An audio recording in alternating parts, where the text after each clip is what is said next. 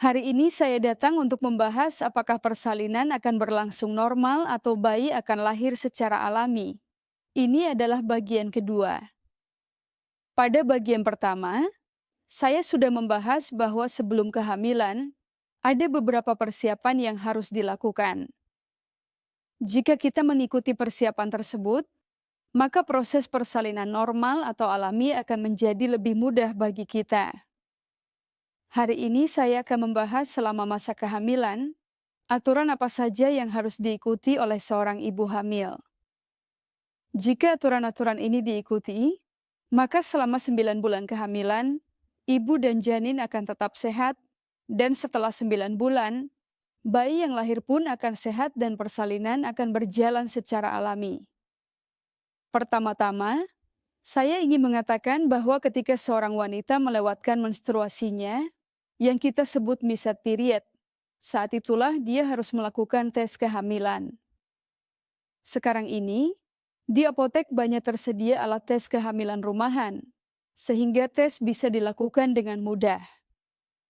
Setelah seorang wanita mengetahui bahwa dirinya hamil, dia harus segera berkonsultasi dengan dokter spesialis. Karena setelah kehamilan terjadi, dalam 6 hingga 8 minggu pertama, kita melakukan beberapa pemeriksaan, salah satunya adalah USG, untuk memastikan apakah ada masalah atau tidak.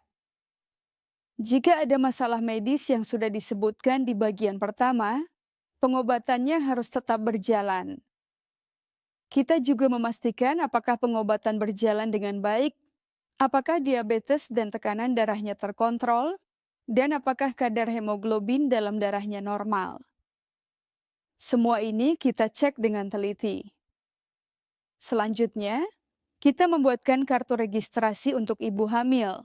Dan setiap bulan dia harus melakukan pemeriksaan antenatal yang kita sebut pemeriksaan kehamilan. Kita buatkan jadwal rutin untuknya, dan dalam jadwal itu dijelaskan kapan saja dia harus melakukan pemeriksaan dan kapan harus datang ke dokter. Selama kehamilan, kita juga memberikan vaksin yang kita sebut vaksin tetanus, dan kita jelaskan kapan vaksin itu harus diberikan. Semua instruksi kita sampaikan dengan jelas. Selama 8 minggu pertama, ibu hamil harus datang ke dokter setiap bulan. Kenapa harus datang?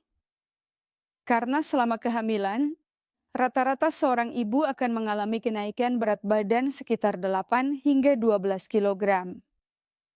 Jika berat badannya normal, dia bisa naik hingga 12 kilogram. Tapi jika sebelumnya berat badannya sudah berlebih, maka pola makannya harus lebih dibatasi. Karena jika selama kehamilan berat badan naik berlebihan, itu bisa menjadi salah satu penyebab utama persalinan tidak berjalan normal. Oleh karena itu, pemeriksaan bulanan sangat penting. Setiap pemeriksaan juga memberikan pesan dan informasi khusus yang sangat penting bagi ibu hamil. Pada 3 bulan pertama, biasanya ibu hamil sering merasa mual dan muntah, sehingga pola makannya harus disesuaikan. Pada 3 bulan pertama, tidak perlu terlalu memaksakan makan. Mulai dari bulan keempat baru bisa mulai makan lebih banyak. Pada masa ini, penting untuk memastikan ibu hamil mendapatkan nutrisi yang cukup, kadar gula darahnya normal, jika ada hipotiroid, obat tiroidnya harus dikonsumsi dan terkontrol. Tekanan darahnya juga harus terkontrol, dan kadar hemoglobinnya normal. Selama masa kehamilan, kita melakukan pemeriksaan secara berkala untuk memastikan semuanya baik-baik saja. Jika ada masalah, kita berikan vaksin dan jika perlu, kita ubah pola makannya. Sekarang, mari kita bahas tentang beberapa latihan penting yang diperlukan untuk persalinan normal yang kita sebut olahraga.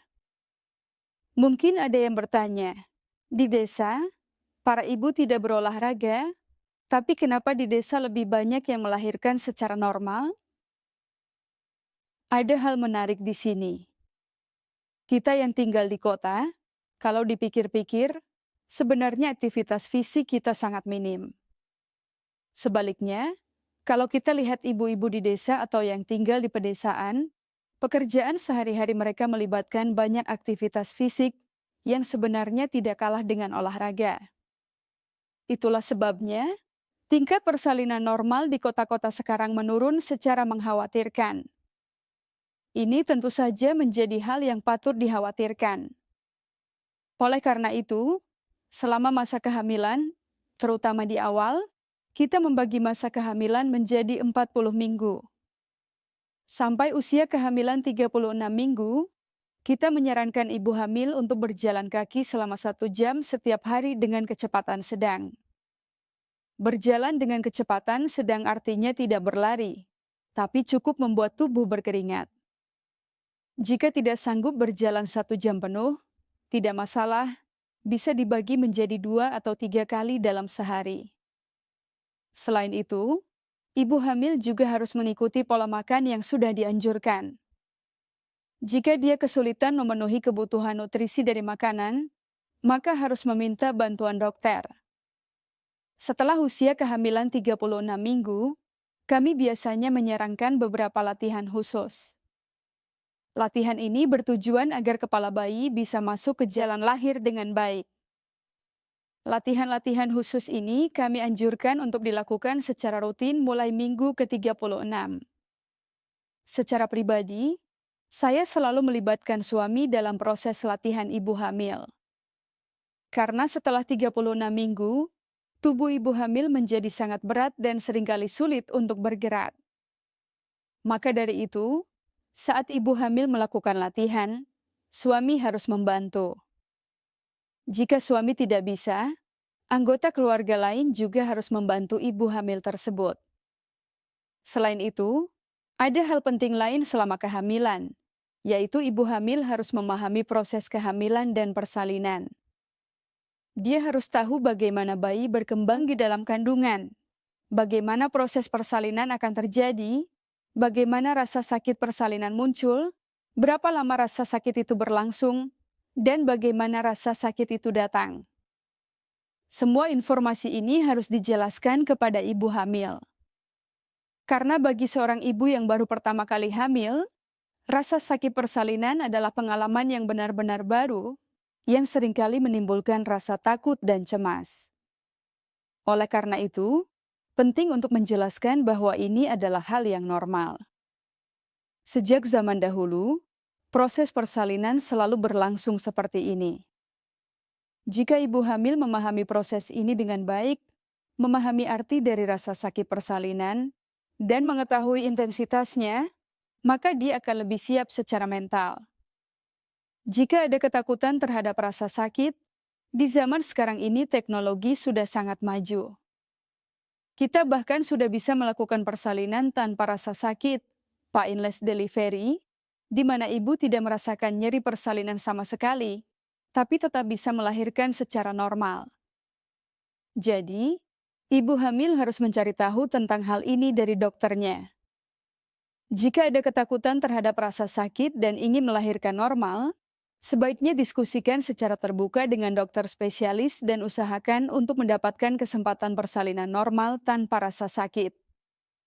Selanjutnya, ketika kontraksi persalinan mulai, kapan harus mengejan, bagaimana cara mengejan, dan berapa lama harus berada di ruang bersalin. Semua itu juga harus diketahui. Untuk persalinan normal, ada banyak posisi atau postur yang bisa digunakan. Ya, beberapa persalinan dilakukan di atas meja yang disebut posisi litotomi. Ada juga yang dilakukan dengan posisi duduk. Jadi, ada banyak jenis posisi seperti itu. Posisi mana yang menurut Anda paling nyaman? Sampaikan kepada dokter Anda bahwa Anda ingin melahirkan normal dengan posisi tersebut.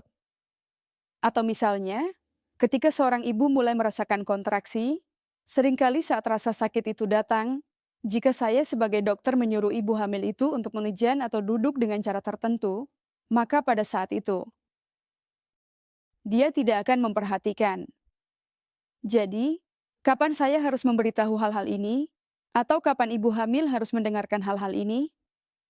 Yaitu ketika Anda pergi ke dokter kandungan Anda untuk pemeriksaan rutin. Ketika waktu persalinan Anda sudah semakin dekat, pada saat itu, pastikan untuk berkonsultasi dengan dokter kandungan Anda. Diskusikan hal-hal ini secara terbuka dengan dokter Anda. Karena ketika Anda merasakan sakit dan berada di ruang bersalin, sebaik apapun penjelasan yang diberikan kepada Anda tidak akan bisa memproses apapun di kepala Anda. Dan Anda juga tidak akan bisa mengikuti saran atau instruksi apapun. Dan satu hal lagi yang menurut saya sangat membantu dan sangat penting untuk persalinan normal. Yang sangat membantu adalah kehadiran suami. Jadi, yang terbaik adalah Anda meminta dokter kandungan Anda agar saat Anda mengalami kontraksi persalinan, usahakan agar suami Anda atau anggota keluarga lain yang membuat Anda merasa nyaman dan memberi Anda semangat bisa mendampingi Anda. Cobalah untuk berdiskusi agar orang tersebut diizinkan mendampingi Anda. Selain itu, hal-hal yang sudah saya sebutkan tadi, jika Anda bisa mengikuti dan lebih sadar akan hal-hal tersebut, saya yakin di zaman sekarang ini, di mana operasi sesar sangat sering dilakukan dan menjadi bahan perbincangan, hal itu bisa diminimalisir. Semua kesalahan akhirnya harus ditanggung oleh para dokter. Hal seperti itu seharusnya tidak terjadi lagi. Karena seringkali kami para dokter berada dalam posisi yang sangat sulit, sehingga menjadi sangat susah untuk menjelaskan mengapa persalinan normal tidak bisa dilakukan. Padahal, ada banyak faktor yang terkait dengan persalinan normal. Sebelum kehamilan dan selama masa kehamilan, yaitu selama 9 bulan penuh, bahkan 3 bulan sebelumnya. Jadi dalam rentang waktu 1 tahun penuh, semua waktu itu sangat penting. Jika selama seluruh periode itu saya bisa merencanakan dengan baik dan membuat perencanaan yang matang, maka persalinan normal sangat mungkin terjadi. Persalinan normal sebenarnya bukanlah sesuatu yang sulit. Mari kita lihat data statistik kita hari ini.